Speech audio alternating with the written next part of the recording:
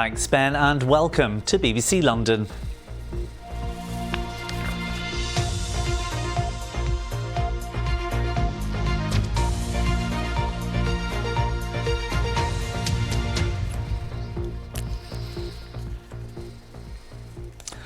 Good afternoon, I'm Thomas Magill.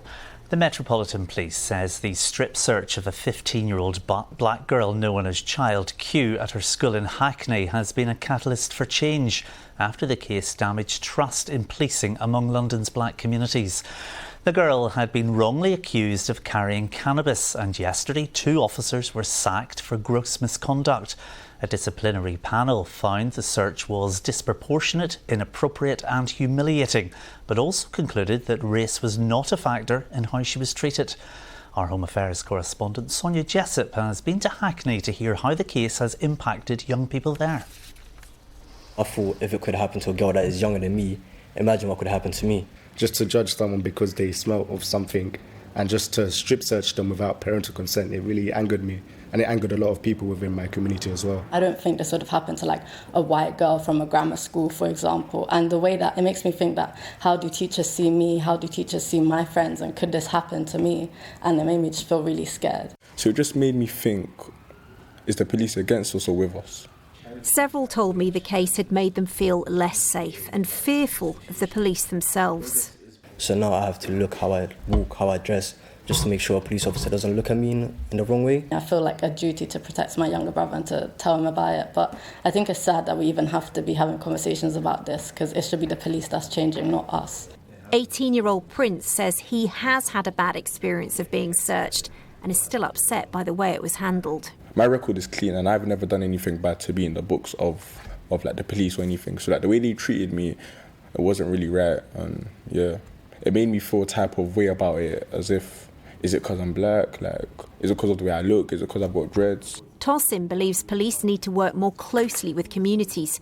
I think the police has a lot of stereotypes towards black individuals. Like, if you look at me right now, I have twists, I have earrings, people might think I come from a bad background, but actually come from a pretty good background. So I think as long as the police just communicate with people and that really engage with ethnic minorities, we can have a good relationship. Edem says he has met officers he trusts through his youth group and the Black Police Association. The way they connected with me, the way they were from the same communities that I was from, it showed that they cared about progress and how to keep everyone safe.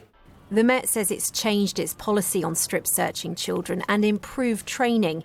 It's also been consulting with communities on a new approach to stop and search.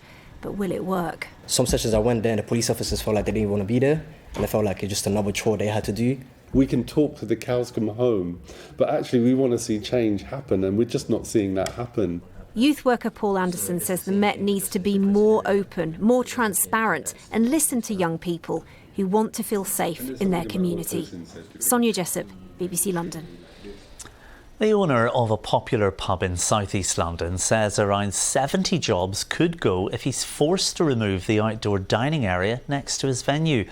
Greenwich Council has ordered the owner of the Trafalgar Tavern in Greenwich to remove most of the table and chairs because they say they cause an obstruction. Well, I've been speaking to customers and the pub's owner. Alfresco dining by the Thames at one of London's most popular spots.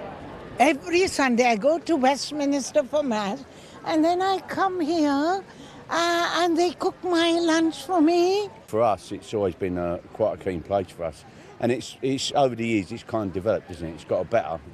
But bosses here at the Trafalgar Tavern could have to call time on most of its outdoor seating area after the council demanded its removal. The reasons why they have served the enforcement notices, they say it's visual clutter.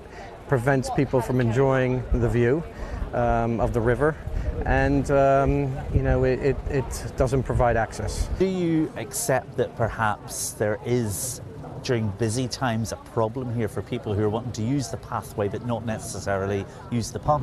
No, I don't think there's a problem because there's a 5-foot walkway here, so you have a natural 5-foot walkway. It goes to 2.5-3 meters here, so the minor inconvenience of walking around someone is that a really inconvenience? It's a move that's angered many, including the Jones family, who are regular visitors. I think there's still space for them to bring like prams and things like that through, and there's still bikes and things like that come through. I think it'd be a shame if they got rid of it because it's a lovely area. It is a bit busy when there's bikes and things coming past, but no, it's part of the experience. I think this is a lovely classic pub, so I think it should stay. It's lovely being by the river, seeing all the sights. It's just an amazing place. It's got a really nice energy about it. It brings in trade, brings in a community, and I think that's where we need to get back to. Well, bosses here have appealed the council's enforcement notice, saying that it could lead to more than 70 job losses. Greenwich Council have told us in the circumstances it would be inappropriate to make any further comments. Who will win this latest battle of Trafalgar will be decided later in the summer. Now, they've already visited Africa, Spain and France, to name a few places, and now it's the turn of London to welcome this pack of life-sized puppets who are here to raise awareness of climate change. Hannah Gray has been to meet them.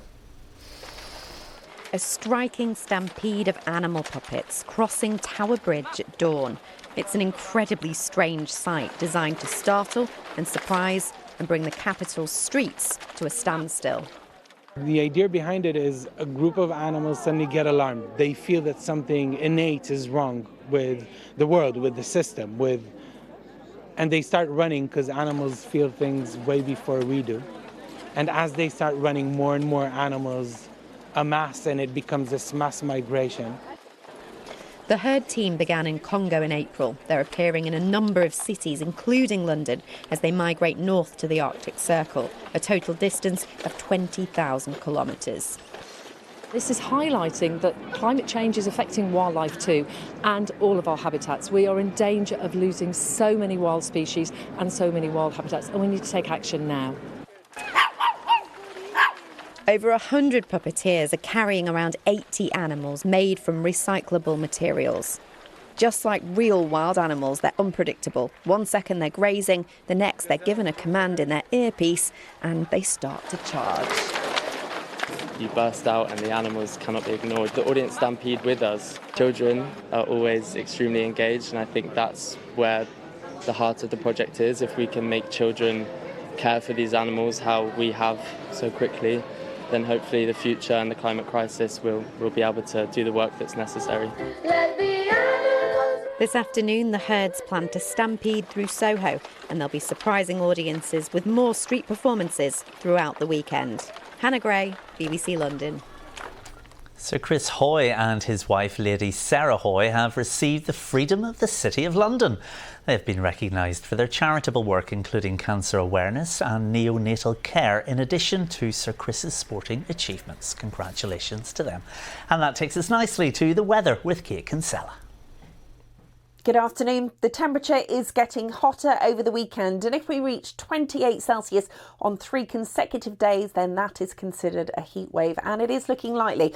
High cloud this morning, you can see some hazy sunshine. It has been clearing though, plenty of blue sky following on from that, and you can see it from the satellite. There is still a little bit of cloud around, but it slowly makes its way eastwards through this afternoon. We've got largely sunny skies, blue sky. It is quite breezy though, but despite that, the temperature gets up to 27 or even 28 Celsius. So some late sunshine this evening. It is going to be a warm night too, dry and clear to start with. We will see a bit more cloud edging in through the second half of the night, lingering into Saturday morning. Staying dry though. The minimum temperature 17, maybe 18 in central London, so quite uncomfortable for sleeping. Now the weekend, the temperature is hot, high 20s, low 30s, largely dry and sunny skies. Now for Saturday morning, having said that, there is a bit of cloud around. It moves in overnight, but it will clear away. Sunshine through Saturday afternoon, and the temperature 29 or even 30 Celsius on Saturday. Another warm night as we head into Sunday. High pressure still with us. Nothing really changes. It's going to stay hot